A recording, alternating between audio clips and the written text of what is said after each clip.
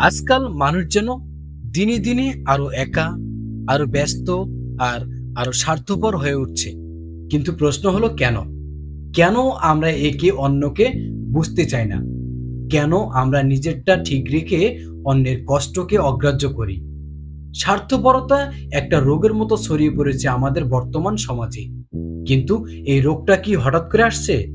না ভাই, এর পেছনে আছে অনেক গভীর কিছু কারণ, যা আমরা জানতে পারবো এই ভিডিওটির মাধ্যমে।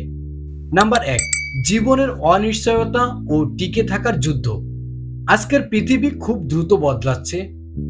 নিয়ম নেই, নিশ্চয়তা নেই, নিরাপত্তা নেই। এই অনিশ্চয়তার মধ্যে মানুষ কেবল নিজের বাঁচার চিন্তায় ব্যস্ত হয়ে পড়েছে। নিজের জীবনটাই যখন অস্থির, তখন অন্যের চিন্তা কে করে?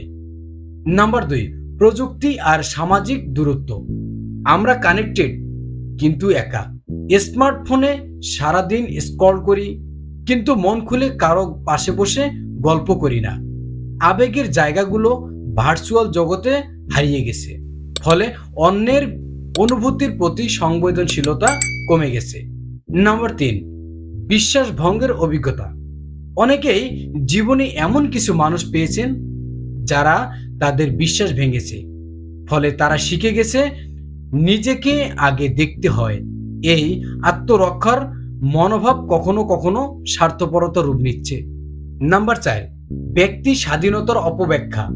আজকে আমরা নিজের মতো করে বাঁচতে শিখেছি, কিন্তু অনেকে ভুলে যাচ্ছেন স্বাধীনতার মানে এই নয় যে অন্যকে কষ্ট দিয়ে নিজে সুখী হওয়া। স্বাধীনতা মানে দায়িত্বশীলতা হওয়া। কিন্তু কই আমাদের সেই দায়িত্বশীলতা?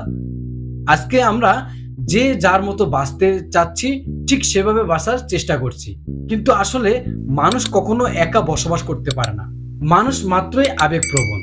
আমরা সবাই ভালোবাসা চাই, সম্মান চাই, বোঝার মানুষ চাই। তাহলে কেন এই স্বার্থপরতা দেয়া?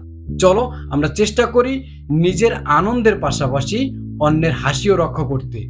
এটাই হবে সত্যিকারের মানবতা। এটাই হবে একটি হৃদয়বান সমাজের সূচনা।